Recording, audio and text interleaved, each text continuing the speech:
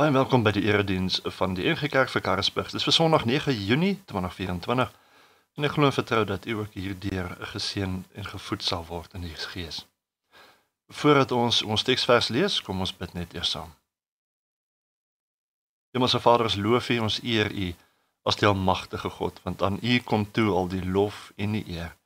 En Here, wanneer ons so voor u verskyn ook met vandag se boodskap, wil ons vra dat u daardeur vir ons ook tot seën sal wees, vir ons leiding sal gee en sal leer wat u daaruit vir ons wil wys. Dit bid ons in Jesus Christus se naam. Amen. Nou ons kyk na ons twee teksverse vandag, Matteus 14 vers 22 tot 33 en dan ook Handelinge 16 vers 23 tot en met 26. Kom ons lees dit saam. En onmiddellik het Jesus sy disippels verplig om in die boot te klim en solank voor hom uit na die oorkant te vaar, terwyl hy die skare wegstuur. Nadat hy die skare weggestuur het, het hy teen die berg opgegaan om in afsondering te bid. En toe dit aand geword het, was hy daar alleen. Die boot was reeds 'n hele aantal stadion weg van die land af en is deur die golwe heen en weer geslinger, want die wind was teen hulle. In die 4de nagwaak het hy na hulle toe aangeloop gekom op die see. En toe die disippels hom op die see sien loop, het hulle vreesbevange geraak en gesê: "Dit is 'n spook," en van angs begin skreeu. Maar Jesus het dadelik vir hulle gesê: "Hou moed, dit is ek. Moenie langer bang wees nie." Petrus het hom geantwoord: "Here, as dit u is, beveel my om op die water na u toe te kom." Hy het gesê: "Kom." Petrus het van die boot afgeklim en op die water geloop en na Jesus begin gaan. Maar toe hy sien hoe sterk die wind was, het hy bang geword. Toe hy begin sing, skreeu hy: "Here, red my."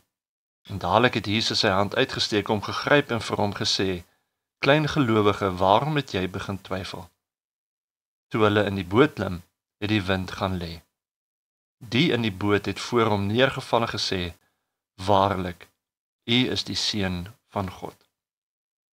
En dan blaai ons na ons tweede teksgedeelte, Handelinge 16 vanaf vers 23. Nadat hulle met baie houe geslaan is hulle in die tronk gegooi. En is die tronkbewaarder opdrag gegee om hulle baie goed te bewaak. Nou hierdie hulle is Paulus en Silas. In die uitvoering van hierdie opdrag het hy hulle in die binneste deel van die tronk gegooi en hulle voete in 'n blok vasgeklem. Om middernag was Paulus en Silas besig om te bid en tot lof van God te sing, en die gevangenes het na hulle geluister. Skielik was daar 'n hewige aardbewing, sodat die fondamente van die tronk geskud het. Al die deure het onmiddellik oopgegaan en almal se boeye het losgegaan. Ons lees tot sover. Nou hierdie twee verhale vertel vir ons van Petrus wat ook op die water wou loop. En Jesus toe gevra het of hy dit mag kan doen. En Jesus se reaksie was: "Sure, natuurlik, kom." En Jesus glo dat ons as sy disippels met ander woorde dieselfde kan doen as wat hy doen. En Petrus het uitgeklim en wonder hy het op die water geloop. Nou wat seker maklik 'n paar oomblikke was, het hy egter bang begin word omdat hy die groot golwe en die sterk wind gesien het en toe sink hy. En hoeveel keer in die lewe het ek en jy nie dalk ook al iets gesien waaroor ons baie opgewonde was. Een of ander plan om dalk dinge te verbeter en dan ingespring het met groot bravade, net om later stoom te verloor en dan as ware te sink nie. In die ander verhaal lees ons van Paulus en Silas wat op 'n sendingreis is en hulle self op die oomblik in die stad Filippi bevind. En daar jaag hulle 'n bose gees uit 'n vrou uit wat aan haar krag gegee het om waarsêery te doen. Met die gevolg dat sy nou genees is van die bose gees. En dit beteken ook dat sy nie meer waarsêery kan doen nie, tot 'n finansiële nadeel van haar eienaars. So die eienaars was natuurlik baie kwaad en hulle besluit toe om hierdie twee, dis nou Paulus en Silas, in die tronk te laat gooi, waar die twee dan in boeye gesit word. Nadat hulle gestraf is, fisies geslaan is. Definitief nie helder toekoms wat op hulle wag nie, maar in plaas daarvan om bang te word, bid hulle en sing hulle lofliedere tot eer van die Here. Nou elkeen van ons, waar ons ook al mag wees, sit met 'n toekoms voor ons. 'n Toekoms wat partykeer en partykeer baie keer in ons gedagtes ook juis is. Daar is dalk opgewondenheid oor dinge wat ons na uitsien, dinge wat ons dalk verwag, maar 'n onbekende toekoms het egter ook 'n klomp onbekende dinge wat op ons wag. En as daar nou een ding is wat ek by die mens gesien het waarvoor ons eintlik baie bang voor is, dan is dit die onbekende. Dalk is daar vrese wat gekoppel is aan uitdagings of probleme wat op die horison lê en wag vir party van ons. Dalk is daar vrese wat gaan oor jou kinders of jou kleinkinders, oor dinge wat dalk vir hulle voorlê. Dalk is daar eerder 'n bekommernis oor gesondheid en onsekerheid oor die pad vorentoe met iets in die liggaam wat nie lekker is nie. Maar hoe dit ook al sê, ons gaan heel waarskynlik onsself in situasies bevind waar daar sterk golwe en wind gaan wees, wat oorweldigend kan voel, soos daar vir Petrus ook was. Of dalk 'n gevangenskap waar dit voel of jy's vasgevang is, met geen uitkoms of vooruitsigte nie, soos in Paulus en Silas se geval. En een van die grootste dinge wat gaan bepaal of ons dalk soos Petrus wat op die water uitgeklim het, gaan sink, of soos Paulus wat daar in die tronk was, gaan sing, is met watter benadering ons in die lewe ingaan. Jou benadering is die groot verskil. Petrus op die water was voor die uitstorting van die Heilige Gees, en Paulus in die tronk was na die uitstorting van die Heilige Gees. Benader jy jou toekoms met of sonder die Heilige Gees? Met of sonder die krag van God? Met of sonder die leiding van die Here? En gaan ons met hoop die toekoms in?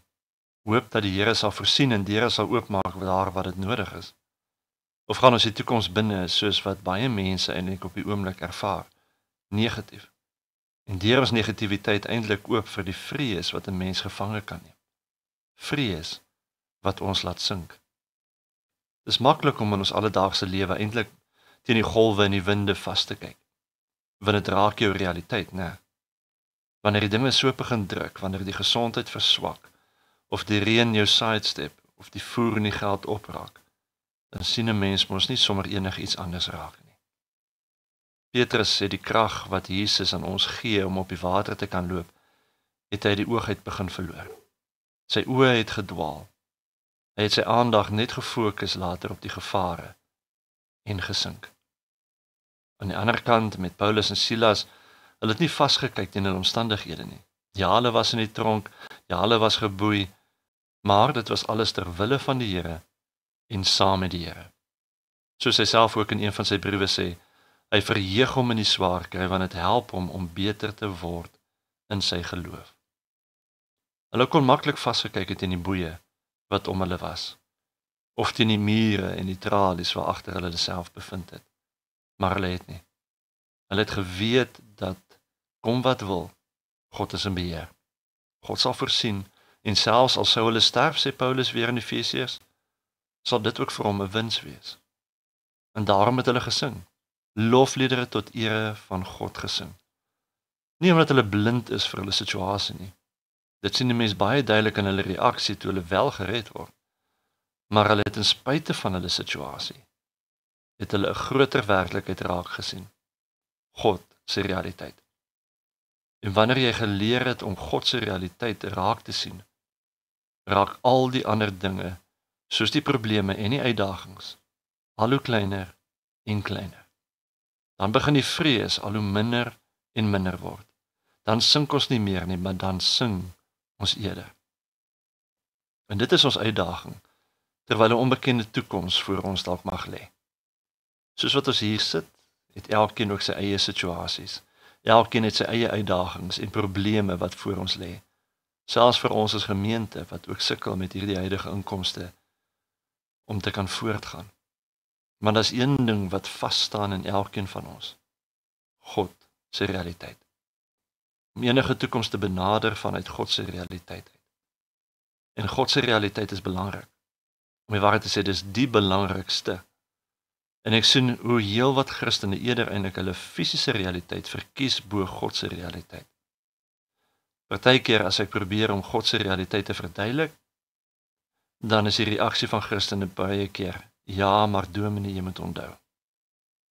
So dan probeer Christene vir my verduidelik dat hulle realiteit, met ander woorde, eintlik groter is as God se realiteit. Verbeel jou, jy was saam met Petrus op die boot toe hy wou uitklim en op die water loop. Wat Christene sou met hom gestry het en vir hom probeer verduidelik het dat die realiteit sê dat hy kan dit nie doen nie. Kyk die golwe, kyk die wind.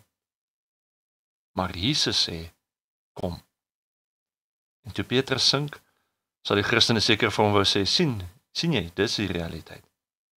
Maar nie Jesus nie. Jesus wou by hom weet, hoekom hy begin twyfel het aan God se realiteit. Gans te veel Christene is vasgevang in die fisiese realiteit. En wat as hulle nie besef nie, is dit veroorsaak dat hulle in 'n vrees lewe. As kinders van God, het ons die skepper van die heelal, wat met ons is. Ons het God se belofte dat hy altyd met ons sal wees tot aan die einde van tyd. Sy belofte dat hy met ons sal wees waar in die wêreld ons ook al mag gaan. Sy belofte dat ons krag sal hê wanneer die Heilige Gees oor ons is. Sy belofte dat hy niks op ons pad sal toelaat wat ons nie kan hanteer nie.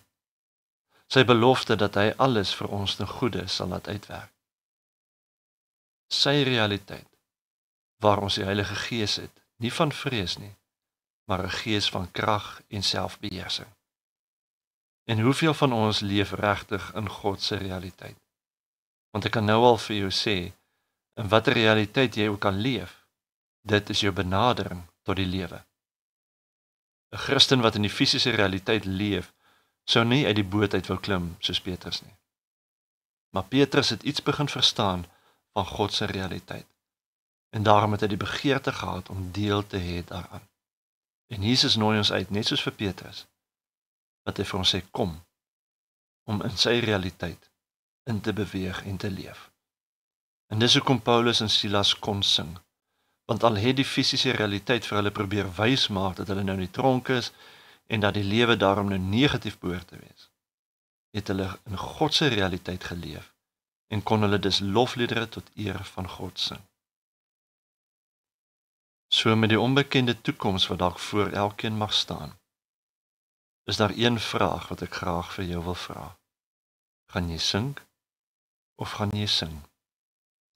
In watter realiteit gaan jy die toekoms binne? Amen. Ons dank die Here dat ons U as die almagtige God mag ken. Ons dank U dat ons kan weet, Here, dat U by ons is, wat ook al gebeur, waar ons ook al mag gaan.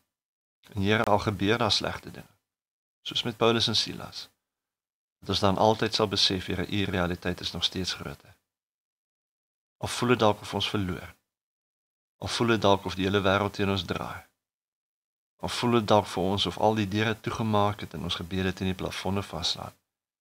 U realiteit sê iets anders. Dankie dat ons daarom aan U kan vashou. Wees met elkeen wat hierdie boodskap hoor en gaan met hulle ook op hulle pad. In Jesus se naam. Amen. Ontvang nou die seën van die Here. Die Here sal julle seën en julle beskerm. Die Here sal tot julle redding verskyn en julle genadig wees. Die Here sal julle gebede verhoor en aan julle sy vrede gee. Amen.